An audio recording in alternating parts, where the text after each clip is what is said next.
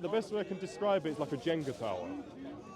You learn more, a bit comes out, you learn another theology and a part of history, a bit more comes out, and then eventually it comes to a point where I'm trying to defend the deen of Islam with the dawah arguments you hear here, and then I realize these are scientifically a load of nonsense. The reason he left Islam, going through history, going through her story, my story, the fact is, Prophet taught us the extremists will be destroyed, and this guy is the living example. You can't be smoking when I'm speaking to you. I can smoke where I like, it's a free country, if you don't like it, No.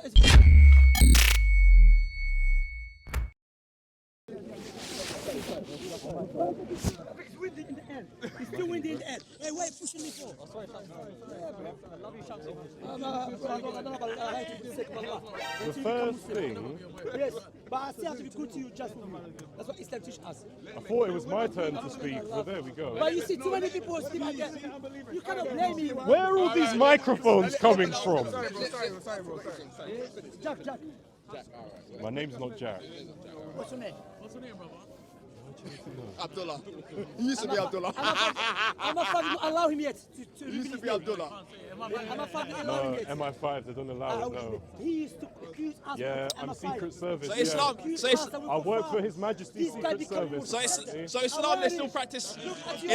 So is Islam, they still practice slavery. Why you students have to become murtadun? So you be quiet. You don't even know what you're talking about. Like you have. No. You be quiet. You don't even know your Quran. You don't even know your Bible. Who said be quiet? He doesn't even know his Bible. He's waiting patiently, go on. Land. Even though we don't allow murtad to land. I'm joking, go on. Casually joking about apartheid, very nice. So, first thing you said to me when you came, you asked me, am I Muslim? I said no. And you said, do you know why? And as I was about to answer, you interrupted and you said, yes, it's because Prophet Muhammad said, what a load of nonsense. No, it's not. Prophet spoke the No, truth. I haven't finished yet. I don't care if you finish or not. Prophet spoke the truth. Rude. So he's I know. Call it rude or not. What are you afraid of? I'm not gonna intellectual. allow his nonsense to overpower the speech of the Messenger of Allah.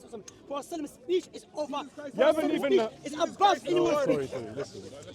You haven't you even believe in heard slavery? what I'm going to say yet because you haven't shut up.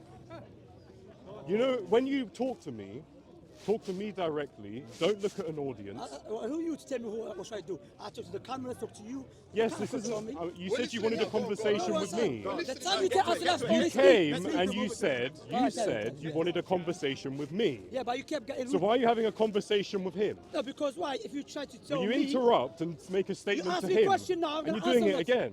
But you asked me a question though. No, listen. Okay, go ahead. Ask me last word. Right. You're very sensitive man, isn't it? No, because I Imagine when Ali Dawah debated. Oh. Ask him, did they practice slavery? It's because... They practice slavery though in Islam. We're talking about slavery, like in the Bible. Okay, No. No. Did they practice slavery in Islam? That's what I said. Do you practice slavery in Islam? No, it isn't. Jack, you No, have it isn't. My name's not Jack. Yeah? Stop running, Shad. Yeah? I'm giving... Slavery still practiced in Mauritania. I'm giving a round of Because of applause. Islam. That's a lie. Yeah? He's cutting me. That's not- I'm giving a round of applause because this... I've made it clear I don't believe in anything, right? And didn't you say he's going to randomly bring the conversation to Christianity to try and escape having a conversation 2 minutes ago? That's what he said to me. Yeah. About you. And Oh, you but he's just done talking. it. I know, but what I'm saying is, the conversation... No. He's mentioned Address. it. But he comes to me to slavery ask why I in don't Islam. believe in Islam, and he's waffling about the Bible. But he's talking, that's why I'm talking to him. But you're talking to me. All right, so Haven't you worked that out slavery in yet? Islam. That wasn't for you. Yeah, it was for him because he interrupted. You see, be fair. The question's a bit too much for you. I understand. Thank you very much for Exactly, being like fair. me. Thank you for being. So the guy, tell the guy to keep quiet and then carry on talking. So first of all, when you first approached me, you made an assumption. You knew why I changed beliefs, which is wrong. You don't know what I've been doing for the last several years. You don't know what I've been learning. You don't know about the historical research I've done, understanding theologies, geopolitical change over the course of several centuries. Instead, you assume that somehow it's something to do with some hadith. It's a load of nonsense. So you came here on a false premise. That was the first thing. You asked me, then interrupted the answer to give your own version of an answer. Do you see how disingenuous that actually is? And then you start talking to the audience. Do you actually not see how, look, besides from my personal reasons and what I know, besides evidence, when someone who is rational-minded and competent, when they see that behavior, do you really think, oh yeah, what an intellectual, I really want to engage with him? No, they don't. That's why I walked away the first time, and this time I nearly did again, because you resorted to the same interrupting tactics, the same camera show. Come on, look, we can have a discussion, but speak to me fairly. If you ask me a question, let me answer it. Don't try and answer for me with an answer that's got nothing to do with anything. Do you not have any respect on that level? Okay. Just a basic thing. gonna That's have to all lecture I'm us. asking for you. Okay, no, if you can do that, we can have a conversation. Okay. But if you're actually intellectually incapable, he's talking to other people now. That's what, He said, as "Salam I'm to me." saying, He agreed I with don't me. give a shit. You I'm see, talking. it's about respect. I don't give, I don't care. You know, look Because- Allah showed You got to let him hypocrisy. reply though. You got to let him reply. Yeah, I Yeah, am. you know what I'm saying? Yeah, it's too emotional, man. Go. It's very I'm not emotional, this guy. emotional. You are, because the guy just greeted me as a Muslim. I need to respond to his greeting, even though you finished Right. your speech. No. He did. No, because He I was did. saying to you, Oh, he did I was finish. You saying can to tell us story you, now. I was Go saying on. to you, do you have the intellectual capability to speak to me, not get distracted and not perform to the camera? And you didn't reply, and then you went to speak to someone else. I do, don't get- alhamdulillah, very well. Alhamdulillah. You know me very well. I've been here for the last Okay, 15 good. years. So- Alhamdulillah, I've been speaking. Before you say so, let me clarify something. This individual, he thinks from me using the hadith of Al-Mustafa who spoke the truth, contradicts what he went through. It doesn't. No, it does. Because it doesn't. Because it's not relevant It doesn't. at all. You know what? You're cutting me You know now. he heard you. You know he listened to you. Yeah. Come, let's be fair. Okay, Yeah, yeah. you sure. see? So the hadith and Nabi Sallallahu mentioned that the extremists amongst the Muslims, they will be destroyed. The scholars explain what is the meaning of the hadith. That eventually they will leave Islam because they go to extreme in Islam, which is not allowed in Islam. Islam extremism is not allowed. Because Allah subhanahu wa ta'ala refuted the previous nation for going beyond the boundaries. When this individual was a Muslim, he used to believe I was not a Muslim. No, I didn't. He used to you believe I'm a kafir. No, I didn't. You used to believe I'm a murji. You used to believe many things about me. You and Sulaiman. This individual, he was calling to Sharia law, which I believe is the best law for every nation and every place. However, Really isn't. however, when we are in a country like I'm in Britain, like, in this country, which they allow me to stay here, they allow, like my family, they're from here, all right? Anyway, but I have to show them a good way to give da'wah. Because Prophet Muhammad, ﷺ, when he sent his companions to Abyssinia, they were Christians. He didn't tell them, go, call for Sharia and take over the government. No. He said, go call to Islam. What the people accept, alhamdulillah, you know? So he was following extreme sect of Islam. And I always tell the Okay. people who are upon the same, who are upon the same methodology he was upon, that if Okay. you carry on, you never know, you're going to become proper doing haram sins openly, or you will leave Islam claiming you study history, you study political I don't think it says theology, that. and so on. I'm speaking. It's But about you're respect and lying. it's okay. Let us land, You let us see? land, go on. But You you're see, lying, you that's see, the problem. But you were lying too, and I allowed you to speak. But you know when you speak, this is going to happen as well, you know. I hope he can take it. Oh, of course I Thank can. you. Now we're He was interrupting. Now we're interrupting. Bro, I speak to you, man. Seriously. Wallahi. Because why? This individual was lecturing us about, in summary, good manners, be intellectual. Then he's contradicting himself now. While I'm speaking, he's cutting me, accusing me of lies. Anyway, so what I would say, when I see him become a kafir, I'm not happy, of course, you know, but I always say, Sadaq al-Mustafa alayhi salam. The prophecy of the Messenger of Allah sallam, this a living example of the prophecy of al-Mustafa alayhi salam. The reason he left Islam, going through history, going through her story, my story, the fact is, Prophet taught us the extremists will be destroyed, and this guy Okay. is the living example. You can't be smoking when I'm speaking to you. I can smoke where I like. It's a free Okay, country. If you don't like it, piss no, off. it's a free country, but it's not free here. No, No, it It's is. a free. It's not free country. smoke You here. can go and buy any. No, but anyway, so I'm leaving then. But let's leave because he's scared. You carry on discussion with me, I will expose him. No, I smoke because I Awarish, smoke. he will And deal with we're, you. we're allowed He's to supposed smoke to here. murji'ah, he become We're allowed kafir. to smoke. Right, so I'll address SOCO Films because he's mic'd me up and he's willing to stay. He's run off before I gave an answer. So, no, I'm going to respond to the point he made. So he said that I used to be an extremist and all this, and he's given his reasons why I left Islam. First of all, load of nonsense. He didn't listen to what I said. There's no hadith that says people are going to leave Islam because they research history, politics, and geopolitical history. There's no hadith that says that. Load of nonsense. First of all, about the extremism thing, I was actually going to say to him, I left that sort of understanding and was still a practicing Muslim for most of the time. But he didn't want to listen to that because he's run off, because he's scared of a cigarette, because it's haram and it's going to take him to hell, apparently, I don't know. But anyway. There's a lot of Muslims that smoke out here. I know. But the point is, I was actually going to say, what you say is not actually true, because I left the extremist, dangerous crap and was just a regular guy still practicing the religion.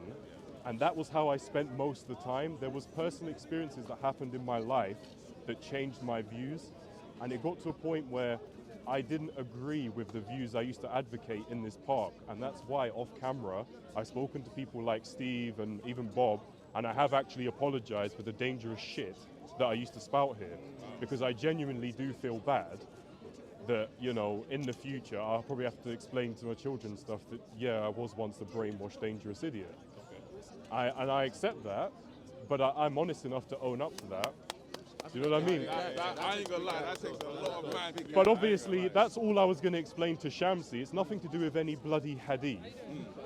It's because I had to seriously reassess myself and look at certain things in the world that actually made me physically sick, one of them. And I had to actually question, do I want to advocate something that actually makes me sick when I see it in action? Just a question. It wasn't lining up with the reality. So not religion's separate, yeah? Not the religion as a whole, but like the specific branch I was following and what I was subscribing to specifically, that sort of stuff I grew away from because of as incidents happened in the real world, and as I matured and had, you know, family responsibilities, things like that, there was a point where I had to actually sit back and say, how can I advocate a viewpoint that I myself am not comfortable with when it's physically around? So I had to actually self-reflect and start to go, I think I might be wrong. And that wasn't actually about Islam, that was about the crap, the extremist, dangerous crap I was on when I first used to come here. So, and I was going to explain to Shamsi that actually I left that stuff, and for the majority of the time, I was a practicing Muslim who wasn't involved in any of that crap. How long was you Muslim for? Just About 9 years. So, yeah, I mean, so what he said was factually incorrect. Didn't want to hear my arguments and then stormed off because I lit a cigarette, and then he's trying to tell me. But you understand that some people don't want to be in the vicinity of a cigarette. Yeah, but you can't tell me. You can't. Of course, you can't dictate to me that it's wrong for me to smoke here when the law says I can. Yeah, absolutely. Yeah. That's one of the issues is you can't dictate to me what I can and can't do. Yeah, that's right. Like, and the problem is, there's lots of different religious viewpoints that come here, but there's only one viewpoint that behaves like that. And now that I look at things objectively and don't subscribe to anything, I can see that and be more honest about it and say, yeah, there's some serious hypocrisy here. There's some serious hypocrisy. I agree with that. Oh, sorry. How did they brainwash you to come to Islam? So ask the questions here again. How did they brainwash you to come to Islam? Or how do they convince you to accept Islam? Yeah, that's the. What was convincing about Islam? How did you get into Islam? That's the question. That's a very long story. So when I was a teenager, I had actually read the Bible in its entirety. I read the translation of the Quran in its entirety. I actually went and spoke to Muslims about belief, and what the answers I got, they do sound very enticing. They sound very good. They sound very polished. And now I say that polished, very revised, very scripted, very always the same thing.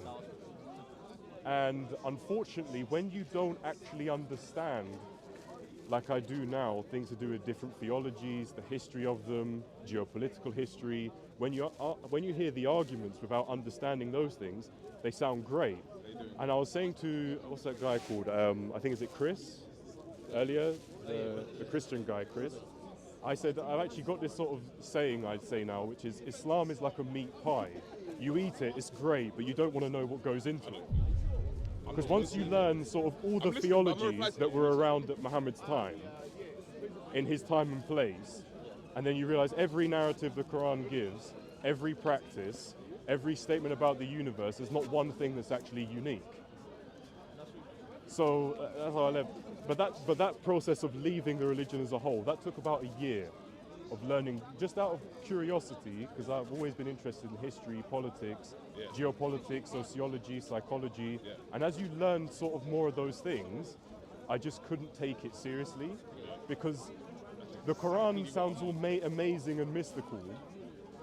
Then when you read, even when you read a translation of it, there's certain statements it makes about things to do with the universe or whatever. They sound very, you sort of read over them, but if you actually take the time to actually look into each statement it makes about the physical world, things like shooting stars are thrown by Allah at the devils trying to steal information from heaven and the earth.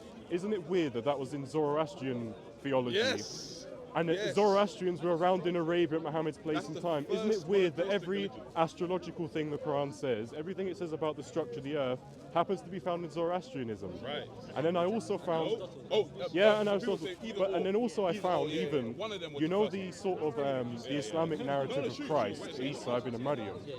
Isn't it also funny that all the stories attributed to Christ happen to be in the Arabian Christianity that was around in Muhammad's time? And isn't it also strange that they worked on the oasis points on the trade route, and Muhammad was a trader for the best part of 30 years. So every day of his working life, he was surrounded by religious poetry of certain stories, and then when his revelation comes along, it's an amalgamation of everything he saw and heard. It's a bit strange, that, isn't it? Can I ask though, what was the straw that broke the camel's back? Let me reply to that, Yeah. Let me reply to what you just said. So the straw that... Frank, I'm coming for you. Don't The straw, there wasn't like a specific thing. Like, as I said, it happened over like a year-long period of learning about more and more different things. And it wasn't like I just woke up one day and went, it's all bullshit. Because that doesn't happen, because you're immersed in it, right? When you believe in Islam, you have to indulge in circular reasoning. You have to ignore evidence around you to come back to your paradigm to view things. But when you look at things objectively, you realize, and it was devastating. Like, I was genuinely upset about it. Me too, bro. Like, because it is a devastating thing, because your whole world as you know it, you effectively realize is bullshit. But it wasn't like there was one thing that made it implode. The best way I can describe it is like a Jenga tower. You learn more, a bit comes out. You learn another theology and a part of history, a bit more comes out. You learn a bit more about geopolitics and trade, a bit more comes out. You learn a bit more about psychology and how humans have behaved and evolved over the many millennia. Another piece comes out, and then eventually it comes to a point where I'm trying to defend the deen of Islam. I'm actually trying to defend it with the dawah arguments you hear here. And then I realized these are scientifically a load of nonsense. Historically, they're a load of nonsense. What was the reaction of your peers when you left Islam? I've had a few threats. Yeah, even here in this park. You've had threats. Yeah, in this park, like in December, was when I was last here, there was a discussion about politics, nothing to do with religion, and someone recognized me and asked, "Are you still a Muslim? Are you still a Muslim?" And I said, "Why do you care?" And he got more aggressive and more insistent. I said, "No, I think it's a load of nonsensical plagiarized shite." And then it went to, "Oh yeah, watch when you get outside. There's going to be consequences for what you say." And that's when I said, "Oh yes, very peaceful, very civilized. If you can't deal with people speaking, don't come to Speaker's Corner." And then he just continued swearing and stormed off, and that was it. But you must be free now as a ex-Muslim. You must be free. Yeah, and it's like I'm a lot healthier. I'm a lot more like I'm able to think. I don't have to hate people. Like, I've had conversations with people I even used to vehemently dislike and despise when I used to come here. Like, and now I can have good conversations with people, meaningful discussions that actually you don't see Muslims having in this park. Like when I was last here, we had discussions about politics, voting demographics, human psychology, species evolution. When do you see any of the Muslim speakers having these discussions? You don't. There's only one group that doesn't have these discussions. Like even, I'm not trying to even big up any like groups or anything, but even I spoke to Bob when I was last here. We had a good discussion about law and practice of law and blasphemy, and it was on, I think SOCO recorded it as well, the conversation with Bob. Bob, yes. Yeah, it was really good. And I was thinking, conversations like this, there's only one group in the park that you can't have that conversation with. There's only one. And now I look at it and sort of notice things like that, and I realize, oh yeah, I used to have some serious issues. Like I could not accept information different to how I wanted to perceive the world. I was indulging in circular reasoning and wishful thinking to make it appear true in my mind. So like when I was learning more things about why it's not reliable and not correct, as I said to you, as it builds up in your head, it is devastating, and you even said. But I sort of then realized when I understood human psychology, what's going on here is the heavy amount of wishful thinking and circular reasoning. So in the sense that you can have mounds of evidence against your belief, but they don't need to accept it because it goes back in a circle to their paradigm of viewing things. And it took me a while to realize I was doing the same. And I felt like a bit of a dickhead and a bit of an idiot when I realized it. Like I said, this happened over a year-long period. And when I realized it, I did feel like a twat. But then I thought in the broader context of human history, I'm not the first person to do it, and I'm certainly not the last. It's within our nature to fall for these things and do these things. But obviously, Shamsi's walked off before I could mention any of these things because, like I said, meaningful, good discussion, your relationship to stuff, he doesn't want to hear that. He wants to waffle on about hadiths that have no historical accuracy so he can serve his worldview. Circular reasoning. And he still didn't respond to the point properly that I first made because he couldn't. And he's stormed off in a little strop. What's the like most extremist things you've seen in the mosque going on? Like extreme side of things. What kind of things? So on a religious level, nothing like really like religiously. But I have seen like incidents happen in mosques. Like I saw a fight during Ramadan once, during iftar over a samosa. I'm not joking. Some kid nicked an old guy's samosa, and this old man, this Pakistani uncle, got up and going, "Who took my samosa?" And he was going around checking every child's plate in front of them. Yeah, I've seen once someone touched a kid in the madrasa, like just patted his head, like in a friendly way, and a guy saw and was like, "Why are you touching my kid, you pedo?" And that goes sorted. But I've never seen anything like religious violence. My imam that I had, right, my mosque teacher, he was teaching somebody Quran in a house, and then he ended up touching her in the wrong place by purpose. And then like he fled away to Pakistan. He fled away to Pakistan, and the police said if he comes back to the UK, that's when they arrest him. So what they do is they touch on little kids, then they run away back to their home country. That's what they do. This is another thing, yeah.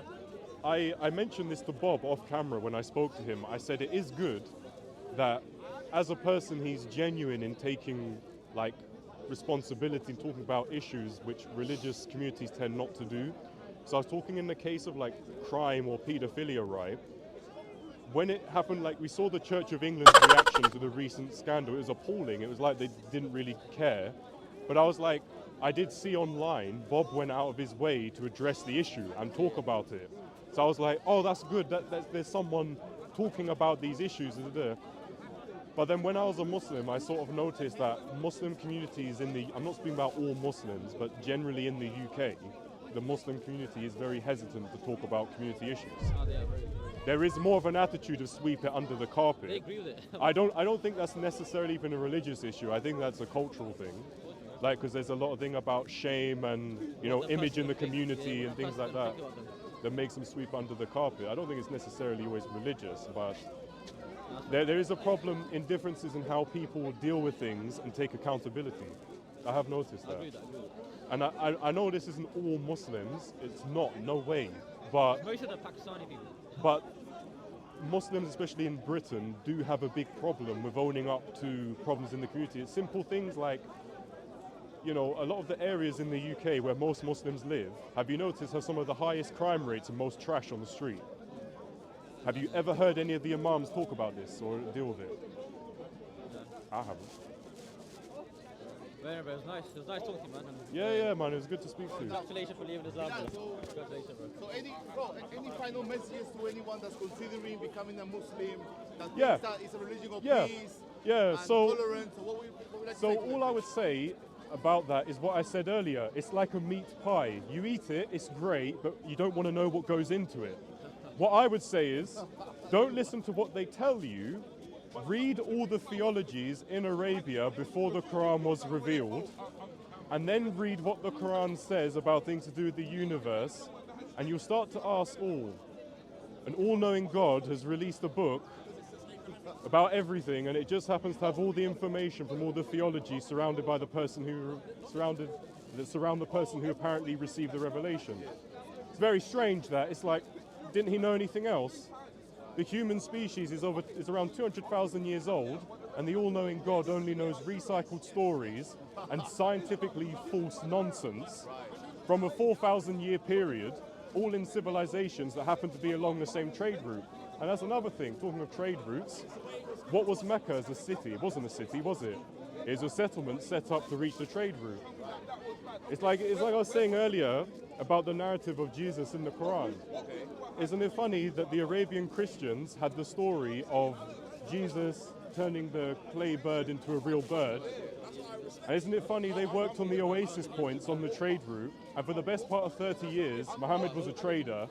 So every day of his working life, he come across Arabian Christians reciting these stories, and his revelation happens to be a copy and paste of the exact same stories.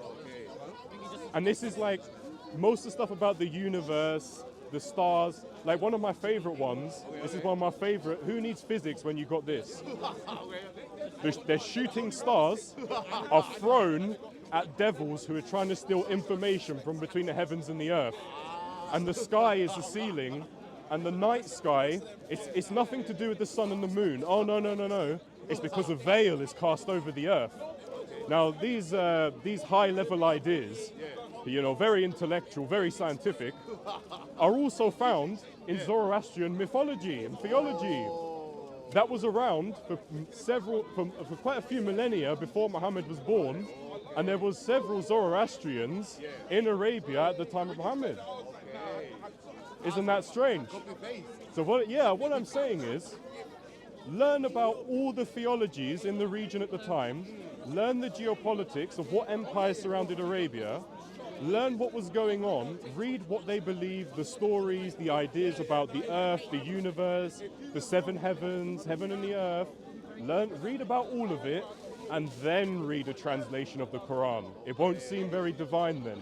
It won't seem very unique or miraculous. It's like, as I said earlier to, I think his name is Ish, I was genuinely devastated when it took like a year, it didn't happen overnight, like learning thing after thing. It takes a long time. It's like a Jenga tower, piece by piece. It took about a year. You know, and it was genuinely devastating, but it did come to a point where, as I was learning all these things, I was trying to defend the religion, and each argument I was using that you hear like people doing dawah here will use, actually if you look them up, these things the Quran say, they're not actually new. They're all found in civilizations along the same trade route within a 4,000 year time span. So and it got to a point where I was like, wow, reading it going, Allah the All-Knowing doesn't seem to know very much. He doesn't know the history of his creation. He doesn't know the biology of his creation. He doesn't know the physics of his own universe. He doesn't know anything about the solar system. Yeah, everything he gets is wrong. He says that and it's like another thing, another one, is like my second favorite, this one. Mountains are placed in the earth as pegs to stop the earth shaking. I don't know if they've heard of this, but there's a very heavily Muslim country called Pakistan. It's very mountainous and it gets a hell of a lot of earthquakes as well. So, you know, now I look back at it objectively, without subscribing to anything, I can look at it and say, isn't it a bit weird that millions of people 5 times a day recite from a book that tell them mountains stop the earth shaking, and they've got lots of mountains and more earthquakes than anyone else. Wow, exactly. And that's, again, that's the circular reasoning at play. Like I was saying, evidence is right in front of you, but when you believe in Islam, like you believe it's literal, you have to, your reasoning goes round in a circle. You've got to ignore all the evidence around you, like mountains, you can literally see it's wrong. You've got to ignore that. You've got to come back to suit your paradigm. Just go around in a circle, ignore evidence. And that's the problem. Like, I've seen a joke on the internet, and it's it's offensive, but it's kind of true. It's like, Islam spread by the sword, death by internet. Because, no, it is true. It is true. If you research a thing I said about shooting stars, it'll come up AI overview, Zoroastrian mythology. It tells you where it's from. There's nothing unique about it. If you Google, is the sky a solid ceiling? There's no physicist on the earth that's going to go, wow, that's a miracle, I want to accept that. They're going to laugh at you. So essentially you're saying that Muslims that don't have an excuse to not do their own research on Islam and because you want it to be true. Like I was saying, when I realized it took over a year and I was genuinely devastated. Like, it was hella depressing. Like, you got to understand, I basically learned my whole paradigm to understand reality. 9 years you actually believe this. You believe this for 9 years. You believe Yeah. Islam for 9 Like, years. literally, yeah. So when you learn over the period of a year doing genuine research, not trying to just, like, research before when I was a Muslim was try and find something that makes the religion look right and go at Speaker's Corner and spread that. No. Real genuine research. Is the sky a fucking ceiling? Is the night sky a veil cast over the fucking earth? Do you know what I mean? Are shooting stars even stars? No. Oh, there you go then. Exactly. That's what it is. Finito, finished. Okay. That's it, yeah, finito. Finito, that's nice. Hope you have a good day, all of you. Hey Bilal, so before you go, obviously I'm doing a live stream and they're asking if you are considering having a YouTube channel. You know what, everyone I speak to, even in my personal life, tells me to do a YouTube channel or a podcast. Everyone does. If someone's willing to help me, give me a shout. I've got no equipment or nothing. If you're willing to help me out. I tell you what, Bilal, we will help you out as long as you become a Christian and come No, to the team. Come to the you team. see that? No. I'm only joking, brother. No, on the final question on Christianity, I mean, compared to Islam, do you think that there's more evidence that supports Christian belief and that should make you consider it seriously, you think? Yeah, like, what's your current stance on everything? Now that you've seen at least Islam, with the likes of atheism, Christianity, where are you now? Yeah. Where are you now in Christianity now? So with Christianity, I don't believe in it. Okay. I don't believe in any of the established religions on earth, because I wasn't just learning about the circumstances of Islam. I learned different theological histories, and to be honest, I know this is going to sound very atheistic, but I assure you I'm not an atheist. So I'll clarify what I believe, because people always ask. I'm confidently, comfortably and contently agnostic, but I just firmly reject all the established religions and religious beliefs. So my views on religion are quite atheistic, but I'm not an atheist. I say I wouldn't be surprised if there is some creator, and I wouldn't be surprised if there isn't. But I don't think any established thing on earth is the literal way you should view everything, understand everything. But I think in society, I don't think having Christianity in your society causes problems. You know, like, Thank you. I mean, that's when was you see what happened in Austria, yeah, Germany, or both. both, yeah. Yeah, you know, it's like they weren't Buddhists or Jehovah's Witnesses, were they? Do you know what I mean? Right. You know, so there we go. But listen, Bilal, obviously stay in touch. We're here to support you. Any questions on Christianity, theological, philosophical? Yeah, where's Bob today? I don't know. I think he's I don't know. I don't know where he's at. He's taking a break. He normally takes a break from time to time. Yeah, I'm looking for Orlando as well. I wanted to say, on that channel, the Revelations channel, as yours, you know, some of your viewers recognize me, and they said, oh, he looks a lot better these days, and he's having good conversation with people. And I'm like, you've got Shamsi saying, you've been destroyed because you're Murtad and this. And I'm like, but every single person of average intelligence or above is saying, oh, he actually looks a lot better. He's having good discussions with people about meaningful topics. Before when I used to come, you know, that was not the case, was it? You know what I mean? Like, I vehemently disagree with Bob's opinions on politics. We had a good civil discussion. You can, yeah. When I used to come here before with my big beard, that wouldn't happen. Oh, okay. So your mindset was more violent. More... Christian fake smile. I'm not a Christian. You called me a Jew and a Buddhist earlier and Polish. Jewish don't look like anyway. You said I was a Jew, not me. I think you need to stop cousin marriage. So as we can see, we've got an astrophysicist here, some sort of doctor or engineer, a real academic. You can just feel the intellect radiating off of him. It just radiates pure academia, this one. Who needs math, science, technology when you've got this? That's all we need. This is what happens when you sacrifice objective thinking, critical thinking, genuine research, when you sacrifice it, the 7th century camel herding desert drivel. This is what it does to your intellect, people. Stay away. Stay away from that.